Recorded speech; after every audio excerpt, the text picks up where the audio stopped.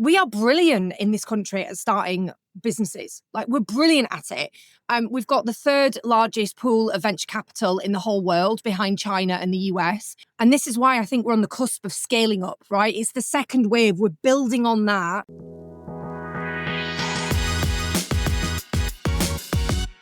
Welcome back to 40-Minute Mentor, the podcast on a mission to raise aspirations and inspire the next generation of category-defining founders, all in just 40 minutes. Today, for our final 40-Minute Mentor episode of the season, we're joined by Alexandra Depledge MBE. Alex is a serial tech entrepreneur who originally co-founded Hassle.com, Europe's largest domestic cleaning marketplace, which she grew to over 8 million in revenue across 4 countries in just 2 years, and then sold it for 32 million euros. Today, she is co-founder and CEO of Resi, the UK's largest residential architectural firm, focusing on using tech to help solve our country's housing problems through residential extensions and renovations. Earlier this year, she was also appointed as the Entrepreneurship Advisor to the Chancellor of the Exchequer, the first time an entrepreneur has been at the heart of the Treasury, and she is already having a massive impact. As you can imagine, there is so much to dig into today's episode, from Alex's scaling experience, why she decided to launch another business after exiting Hassle.com, and the future of UK entrepreneurship. So without further ado, Alex, a big warm welcome to 40-Minute Mentor. Thank you so much for being here. How are you? I'm actually quite tired, James. I'm not going to lie. It's been a very, very busy few months. But yeah, I'm like looking forward to Christmas, I have to say. And I don't like Christmas. So that's a big statement from me. Okay, wow. Okay, well, we will try and I hope this conversation will be joyful and full of festive cheer. But no, I think a lot of us are feeling the same way. It's that time of the year where it's just about grinding it out and getting there and having a bit of a rest and reset. Well, I know you've been up to a lot of very exciting things, which I can't wait to dive into. But before we get there, I'd love to just warm you up with some quickfire questions so our audience can get to know you better. So please finish the following sentences after me. The moment that defined my career was when? Probably moving to Wisconsin. Oh, really? Oh, when was that? After I finished undergrad, I went to grad school, and it was very challenging for all sorts of reasons and led me down different paths and meant that I became a bit more American. And I actually credit that resilience building, the risk taking, and the directness that I discovered, because Americans are really direct, for being a part of my success. And it's a bit of a bizarre answer. No, it's a great one. And the biggest lesson I've learned about leadership is? I think it has to be authentic. I think there are many attributes to a good leader, but they all die on impact if you're not an authentic version of yourself, because people just see through it. And there's loads and loads of examples of inauthentic leadership out there. And so I guess it's the quality I look for, and it's the quality I try to emulate as a leader. Couldn't agree more. Thank you. And a skill I wish I'd mastered earlier in my career is? I mean, a skill I wish I'd mastered, period, is Excel, because I'm really bad with it. And it's it just feels like they're the tool that you need to get on in life. And I'm really bad with it. And I guess, the skill that I mastered in the last sort of 5 years, and I really wish I'd had it before, because I would have been a lot happier and better, is stoicism. That's a great one. I'm just going to say, for another terrible Exceller and all the other founders out there that are not great with Excel, that's the best thing I've heard on this podcast. It makes me, if you can have all the success you've had and not be great at Excel, that is very reassuring. And if I could change one thing about the way companies build teams, it would be balance. Because everybody looks like your leadership team or your management team or your sales team. And we always over-index for the technical role, and then we index for the attitude. But the kind of third missing pillar of a 3-legged stool, if you like, is what type of person they are. And the example I'd give on this is 4 or 5 years ago, I realized I just had loads of amiable storytellers, right? And not enough drivers, and not enough people that were really good with processing data. And so actually, it doesn't really matter if they're in a sales role or in a finance role or in a product role. You need to have that strength balanced, so you have a very balanced team. Otherwise, you end up with a load of people like I did that told a great story and all wanted to sit round and sing Kumbaya. That's not going to drive a business forward. So it's the kind of bit that no one really talks about, is the profile of the team. So true. Brilliant, absolutely brilliant. And it is a constant thing as headhunters. This is a constant thing that comes up. Is like what is actually going to be complementary and different to what you already have that will move things forward. Yeah, that fills a Because gap. it's very easy just to hire in your own likeness. Yeah, it's so true. Well, thank you for that already, Alex. That's already some absolute golden nuggets there. We're going to talk about your entrepreneurial career and the very exciting stuff you're doing with government as our conversation progresses. But I want to just take us back in time. Would love our audience to get to know sort of what was your upbringing like? You've alluded to it already, actually, but where did this sort of entrepreneurial spark, this drive to challenge the status quo come from? Oh my God, if I knew that, I would have to have such expensive therapy. But to try and answer the question, so I'm from Bradford, or if you're actually from Bradford, you say Bradford with a T in it. And it was something I never used to admit. It was always like, I'm just from near Leeds, because, Bradford's is very challenging from a socioeconomic perspective. Lots of race relation problems, and it's a really poor city. Like it's in the bottom 10 with Blackpool. And I'm really glad that I grew up there, because it made me a resilient character. And I think resilience is one of the most underrated qualities that we are like lacking as a nation at the moment. You could even say in the Western world. And so I think where my entrepreneurial spirit came from is I never really fit in. I'm not even sure I do fit in now. I was bullied a lot at school, probably because I'm a bit of a gobshite, but a nice, kind person. Those two things don't sit well in when you're growing up in it, especially when you're a girl. And I don't know, like I never really fit in, and I went to work and I didn't fit in. So I went to Exchequer, and the excuse I always sort of give when I was like wanted to leave was that I didn't see how I could have a career and a family, and I was really bored with like everyone having a lot of blue sky thinking, and then it get watered down, and then we never really enacted the big kind of revolution. And so I guess what I discovered is that I really love problems, particularly if problems are like really hard. And then there is a bit of a subtle arrogance to that, right? Which is like, I think I can solve all these problems. Like I'll always say to people, it can't be that hard. Like, let's just have a go.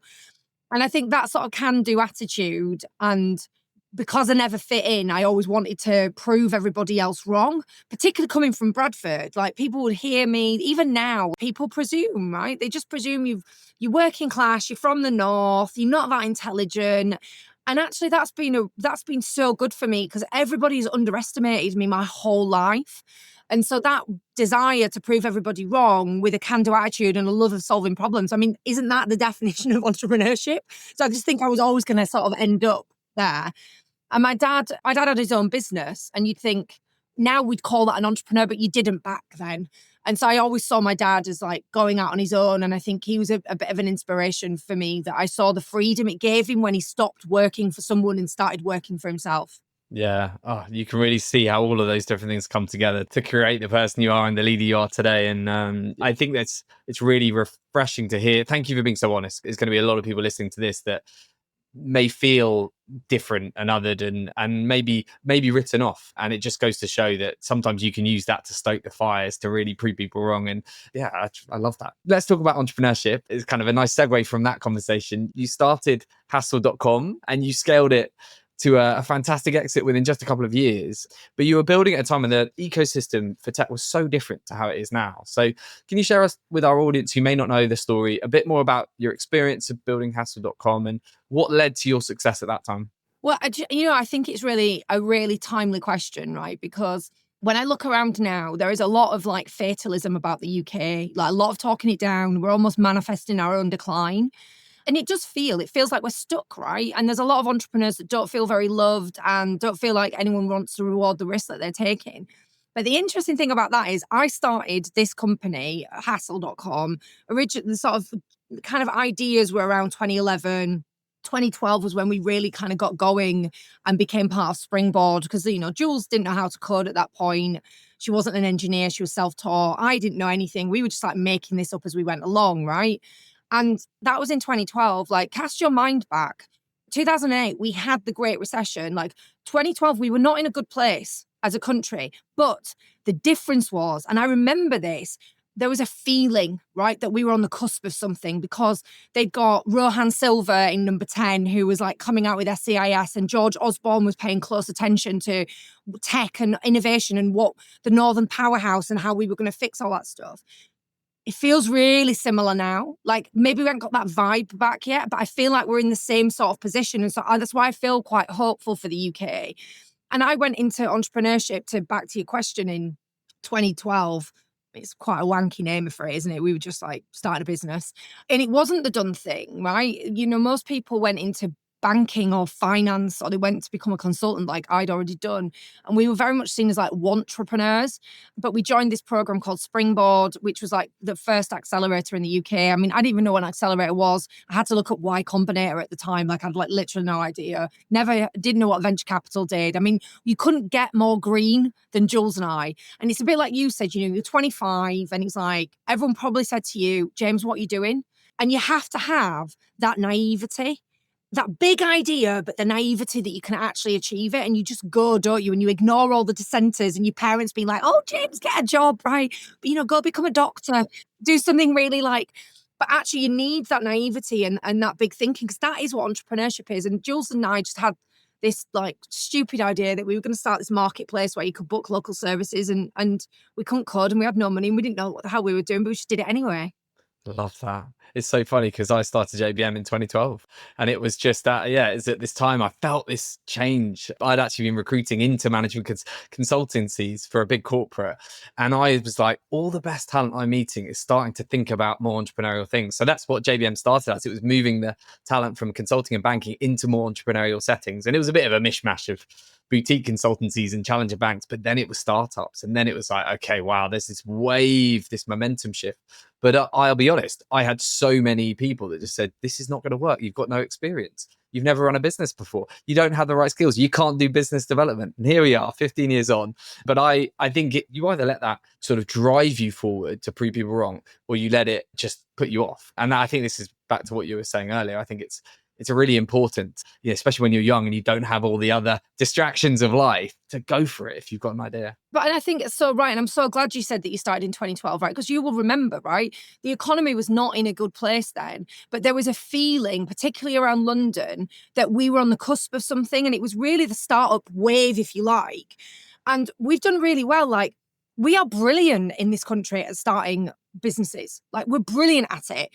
We've got the third largest pool of venture capital in the whole world, behind China and the US. We've got the top 2 universities for R&D in the whole of Europe. Like, we're really, really good at starting up. And this is why I think we're on the cusp of scaling up, right? It's the second wave. We're building on that. And I feel that's why I'm really excited about where we are now, because we already know we've got the raw ingredients. We've got the startups, we've got the talent, we've got the money. The regulatory framework for startups is not that bad. Like, don't get me wrong, we can do more. But that's why I wanted to do this government role around scaling up, because I think that is the next wave. And if we do that, it's the next wave of growth for the UK. And maybe we can get out of this like quagmire we've been in for like what feels like the last, like, you know, since 2008. And I guess that's why I'm this like outlier that's actually really hopeful that we can change things, because I look back to where I was, as like you were in 2012, as a startup founder with nothing but naivety. And maybe I'm being naive again, but like, I think that's where we are again now. Yeah, I love that. Slight spoiler alert for our audience about what we're going to come on to talk about. But before we get to your new role, I want to talk a bit about Resi, which you've been building for the last 9 years. I would love to firstly ask, why did you go again? You just built a business. It was probably brutal. Why did you go again so quickly? And how did you approach building the second time around? Well, the short answer to this is because we're fucking idiots. That's why. Like, we did not have enough time off. And I think the truth is, like, because from kind of inception to exit, Hassel was about 2.5 years, which is really fast, right? And I just don't think we felt done. I definitely didn't. I felt like I'd got so much more to give. It had sort of ended too soon. We weren't done with the journey. And so were like, yeah, difficult second album. And my God, has Resi been that difficult second album? And it all sort of evolved from, we were working at Index at the time. And that was really interesting because we were getting to see all this, like, these different tech companies, totally outside of consumer, like from the Valley and Europe. And it felt like you still have that bug, don't you? And I did an extension and that's it. I rang Jules up and I was like, this is pants. Like, we've got to make this better. And like, literally, she came back a week later and she's like, well, I've just been playing around and I've built this, which is what Jules does all that. You can't give Jules and say, you can't say to Jules, I've got this problem and I was thinking about this solution, because she will literally go away and she will build it and she will come back and she'll be like, ta-da, because she's got a huge bias to action like I do. And that was it. That was the start of Resi. And we got properly going at the end of like 2017, start of 2018. I think, I can't remember. It's been a long time, James. I'm very tired. Fair enough. I love that you went again, and we've worked very close with Index over the years. I can imagine that it was the perfect breeding ground for new ideas and getting inspired to go again quickly. Out of interest, for audience who don't know, can you just give a quick explainer as to what Resi is? And then would love to know what you did differently. How did you approach it differently the second time around? So Resi is now the largest architectural platform in Europe.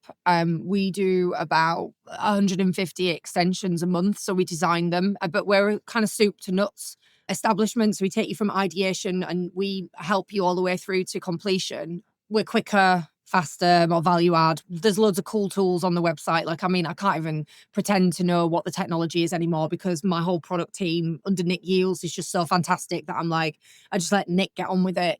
But the idea really for us was to try and take some of the stress out of it, because for me, there was a myriad of people doing all sorts of different things I didn't understand. I didn't know what it was going to cost or how long it was going to take or why I needed all these people. And is this really confusing process that you basically all the risk and the understanding falls on the consumer? And we were like, we need to do something with technology, because it's like the least digitized industry ever.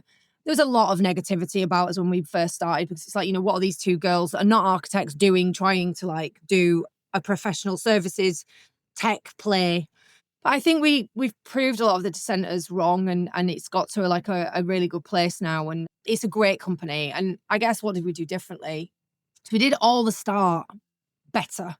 So because Hassel was like 2.5 years, and we internationalized and we grew the team and we got to kind of onto that scale up ramp, we did all that bit better, loads better. Like we grew like a weed. We raised more money than I could even like shake a stick at. The brand was great. It was good. The team was great. But then once we got to scale up, we just did all that wrong because I'd never done it before. So it was like that was the piece that was really difficult, because I've not done that proper scale up journey. So I made loads of mistakes. Yeah, and was that largely around hiring specifically, or were there a few other things just because you hadn't done it before? Yeah, so you can get away with hiring scrappy generalists that are hungry in a startup.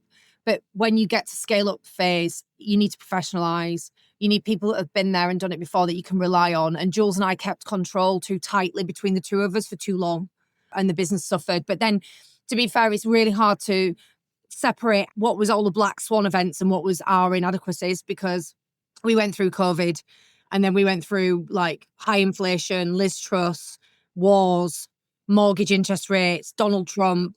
Like, I mean, I could just keep going forever, right? And we're still not out of that. Like, this is the new normal. And actually, I would say the last 3 years has made me a better CEO than any other period in time. I've hated a lot of it, but actually, you're not really a proper CEO. You're not really a proper leader until you've had to lead in very, very difficult times. And so I'm grateful for that. But it's been tough. And for any founders listening to this that might be facing adversity at the moment, as you said, you've developed a lot as a leader and you've faced all these macro cycles that are totally outside of your control, which is a big part of entrepreneurship. But what advice do you give them about how to stay resilient and how to get through it, and maybe take some positives from the experience? I used to get way too emotional about this stuff, and you control the controllables, right? And so what I learned was through a lot of coaching. Actually, I had a brilliant performance coach. Now when I'm facing a crisis, I just have to ask myself, what is the worst that's going to happen? And normally that answer is the business is going to die. And once you speak those words out loud and you accept them, because it is a real possibility, and you're like, oh, okay, the business could die. Okay, so what? Well, I'm still quite young. I'm relatively okay at my job. There's probably another job out there or another business in me. I've got a great support network. So you start working through these things and you realize like, it's just not that scary.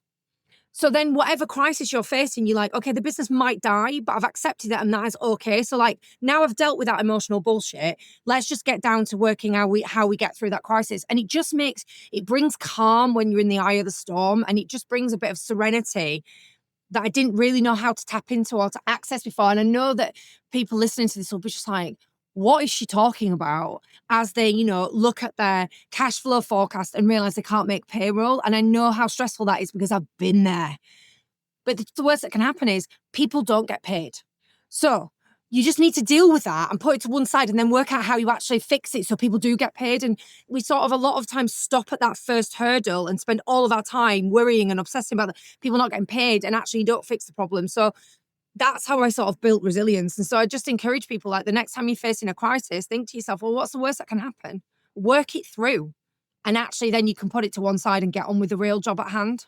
Yeah, well said. And look, we're part of a founders community that's been incredible for me. I think peer mentorship and support from other founders in a similar boat. For far too long in the first 5, 6, 7, 8 years of JBM, I was so I was so almost scared to admit the mistakes I was making, or worried about being judged for being a rubbish founder. And the sooner I got my head up from the parapet and actually started to talk to others, one, you realize you're not alone and most people are going through the same crap that you are.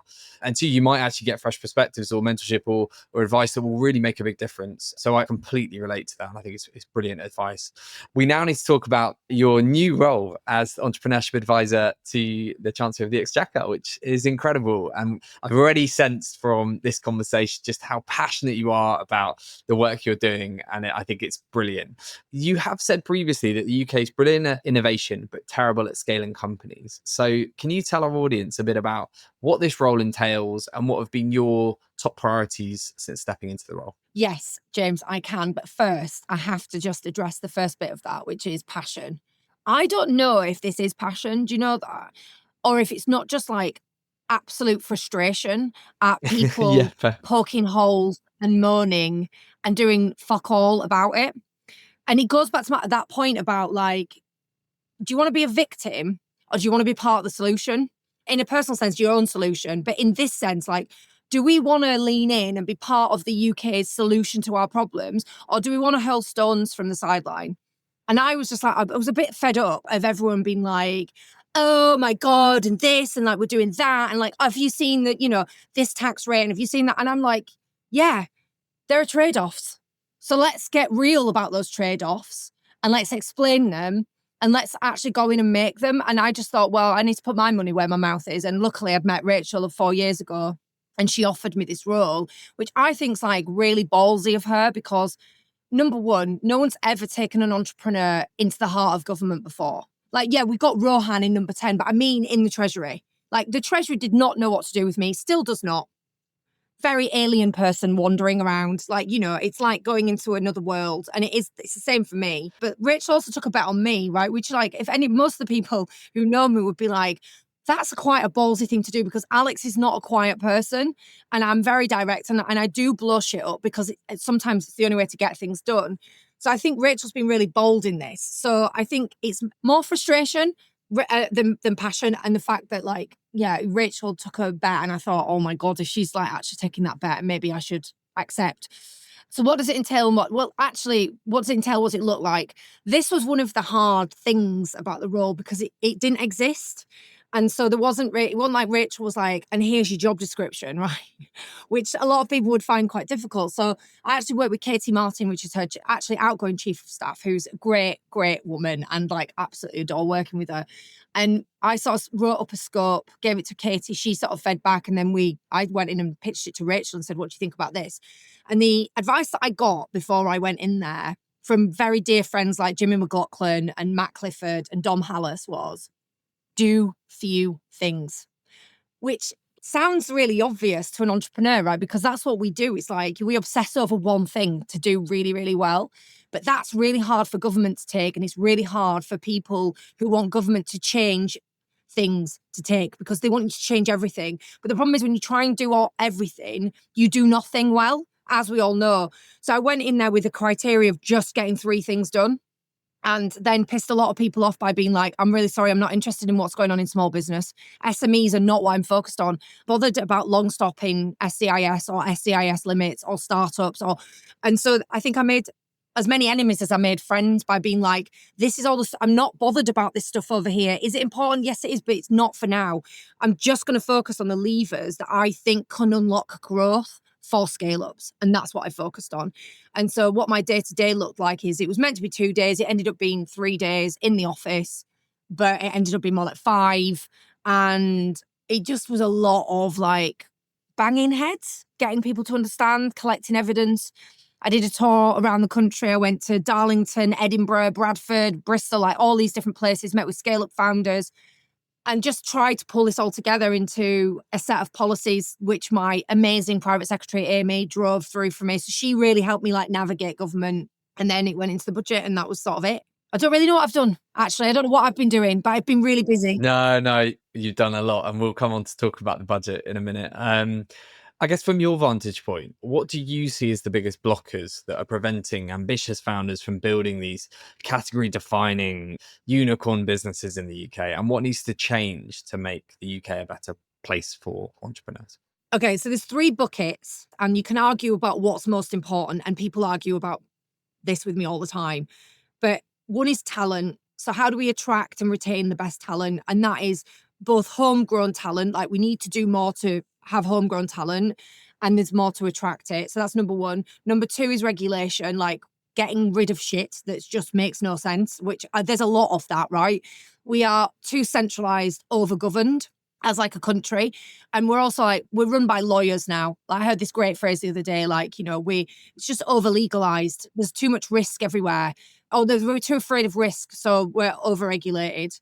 So talent, regulation, and then money. You could add procurement into that, but I guess procurement and money come into this. And so I focused on money, like access to capital, because for a couple of reasons, because it sort of touches the other 3. One, I wanted to just be concerned with things I could touch in Treasury. The minute you start going for talent, for example, you have to deal with the Home Office, you have to deal with the Ministry of Education. And I was like, it's hard enough to get anyone in the Treasury to do stuff. I'm not getting outside of it. So I'd pick things that were just within my gift and access to finances. 2, I feel like we're underwriting American R&D because like 50% of all venture-backed companies have left the UK, meaning the talent goes with it, the tax receipts, the exit returns, the university of like knowledge, because your first 100 employees always become this kind of knowledge base that thrives, and you spin them off and they go off and start their own startups. And that's how the wheel of startup life goes. And 3, you can see that we've got like all the foundations there because we're always spitting out these amazing startups, but then they're either dying, or they can't raise capital in the UK, so they raise it elsewhere, or they're selling too early, so this is the valley of death. So that's why I went after access to finance as a starter for 10, because I felt like I could have an immediate impact. So don't forget, I only went in like 5 months ago, so it was quite a big job to do in 5 months. Yeah.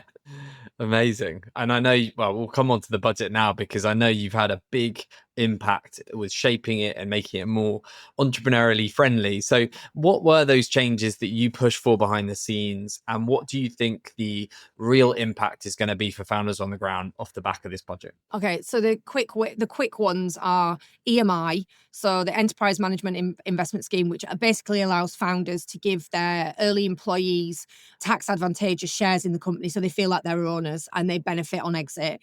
We quadrupled the asset cap. We doubled the employee numbers. We just basically updated it and brought it into being competitive again in 2025. And big kudos to Rachel, right, the Chancellor, because that was first introduced in like the early 2000s by Gordon Brown and hadn't been touched since. So she's the first Chancellor since it was introduced to actually go in and update it. And literally founders were crying out for it. So it really helps scale ups, because if you think about it, you kind of just approaching scale as you get to 250 employees. So then once you get to that scale, how do you make sure that you're bringing in scale up talent that's going to help you at that next stage? That is right at the stage where you don't have the advantageous share options. So that should hopefully really help our scale up founders now with talent.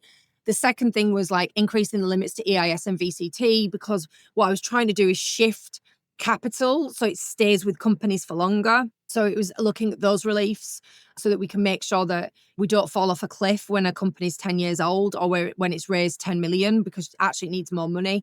And then the third thing that I really looked at and spent a long time on is the BBB, the British Business Bank, because that's really going through a big reform where it's split into a bank and a sovereign asset fund. It's got 26 billion in that sovereign asset fund that it's going to deploy into scale ups. And so what I was trying to do is, one, get more of that money quickly into the valley of death area, which is your growth capital. So they've agreed to mint 10 new funds in the next few years.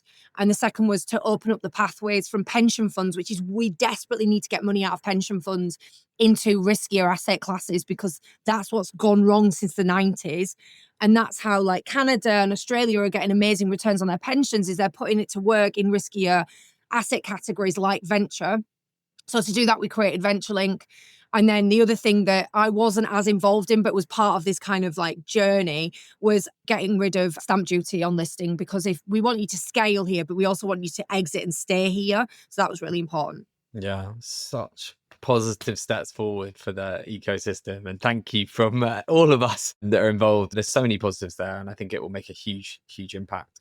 I guess a slightly different point, but I think very relevant given where you were born and grew up. And you've been very vocal about wanting the ecosystem to be less London centric. So where do you see the most untapped entrepreneurial potential across the UK? And how can we unlock the potential in the wider country rather than just being so centric, London centric? So I will talk about the regions, but just part of the problem, I think, that feeds that regional inequality is our press and our public discourse on this sector of the economy is immature.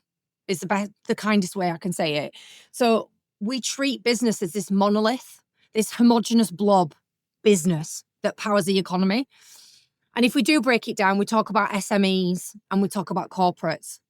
There's no language there that's talking about startups and scale-ups. Like when I first went in, the Department of Business was publishing its SME strategy, and it had this whole section on spin-outs from universities and scale-ups. And I was like, no, no, no, no. They are not SMEs. The way that I describe it is, if your SME is like your reliable Ford Fiesta and your corporate is your chunky, muscly Land Rover, your scale-up startup is your McLaren. You won't put the same oil in a McLaren or the same tyres on a McLaren that you would on a corporate, like on a Land Rover or a Ford Fiesta. You just wouldn't. So how can we talk about them in the same way? 44,000 scale-ups in the UK, defined by the OECD definition. They're contributing over $1 trillion to the economy. They're a serious, powerful force. They disproportionately contribute to economic growth and good jobs.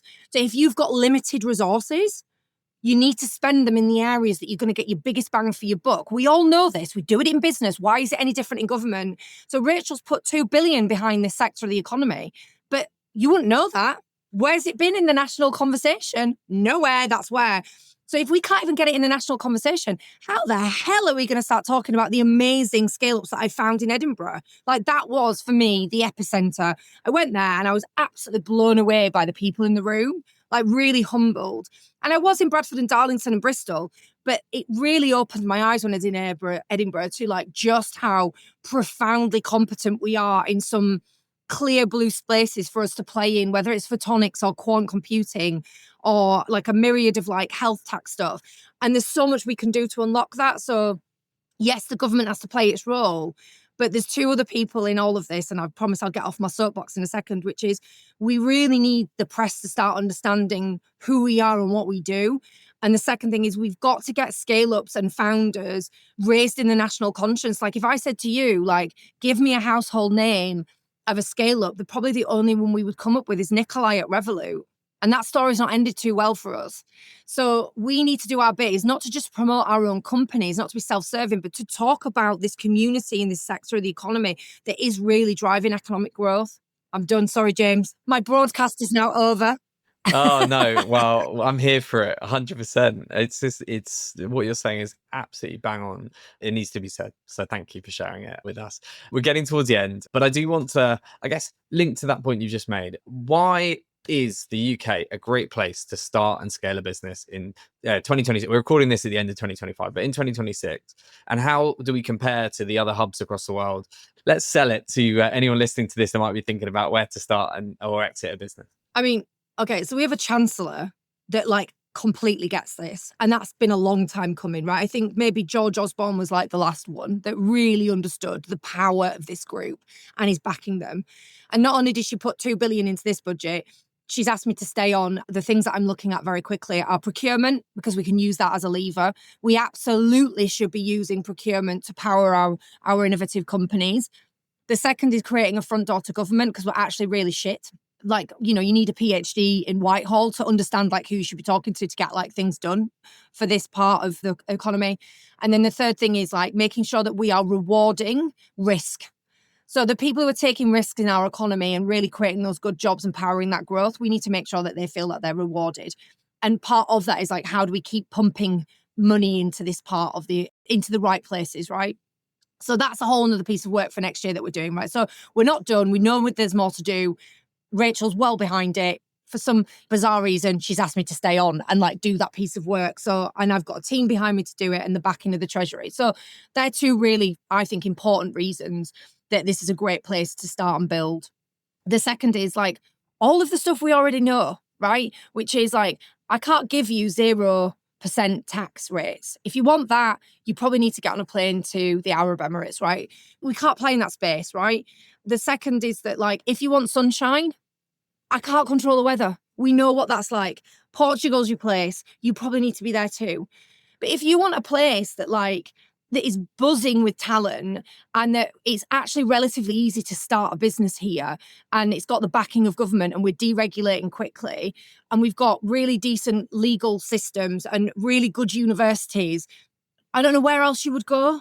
And I think that's why we still attract the French and the Germans and the Spanish. You know, they're still coming here. Like we've got more, I think the Entrepreneurs Network did a report on this. It's like 56% of all of our startups are founded by people that were not born in this country. So I think the case does not need to be made by me.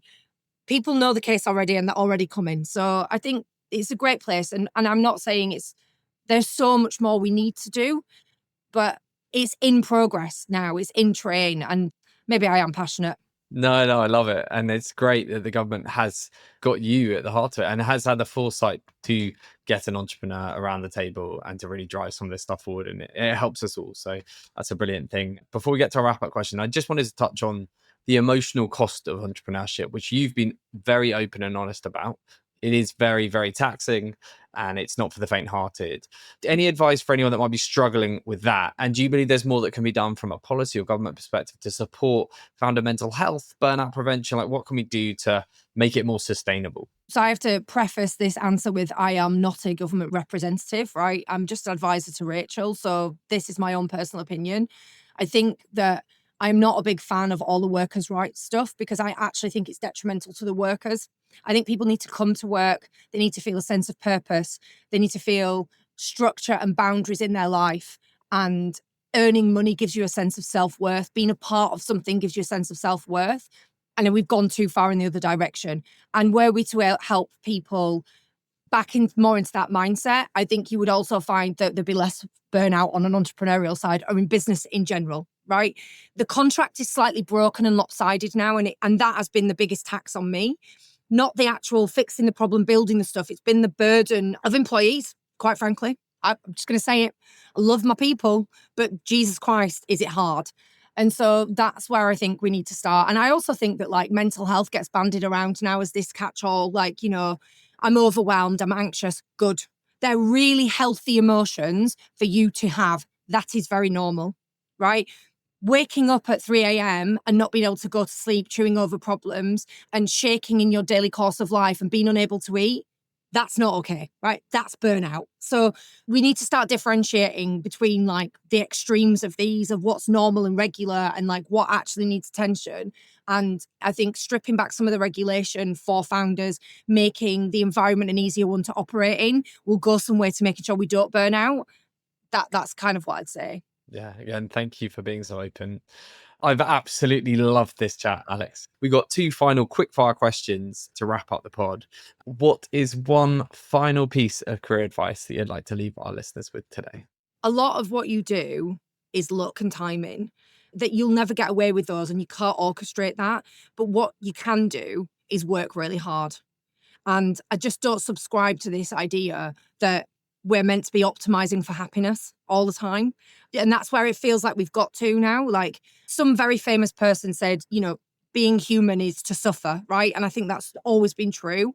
But for some reason, we're fighting against that at the minute. And I think that this is the stoicism. When you accept that life is not meant to be hard all the time and you can't really enjoy the highs without experiencing the absolute lows, you have a far richer, far more connected life that is far more meaningful than anything else. And work is a huge part of that. And if you work really hard, special things happen. Like you get to enjoy the fruits of your labor. You get to connect with amazing people that enrich your life. And I just think that like, that's the thing you can control is how hard you apply yourself. So that would be my career advice for people. Like, don't expect to not work hard and then enjoy success because it just doesn't work. And I'm not saying you work in 996, you know, we're not China, but it is more than 9 to 5. Alex, thank you so much for an entertaining, inspiring, super insightful conversation. I knew it would be, and I'm so grateful. I know how busy you are, so thank you for taking the time to be a 40-minute mentor. Pleasure. Thanks so much.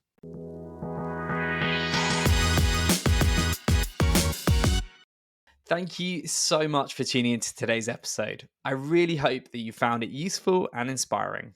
If we have left any questions unanswered, or if you have any feedback or guest recommendations for future series, then please make sure you get in touch on info@jbmc.co.uk. I often get asked by listeners how you can help us spread the word about 40 Minute Mentor. There are two simple ways you can help. Firstly, share this episode on your preferred social media platform, and LinkedIn is probably where I'm most likely to see it. And you can also leave us a review on either Apple Podcasts or Spotify. Every share on social media and review left on the podcast platforms really helps us to get 40 Minute Mentor in front of new audiences and share the power of mentorship even further.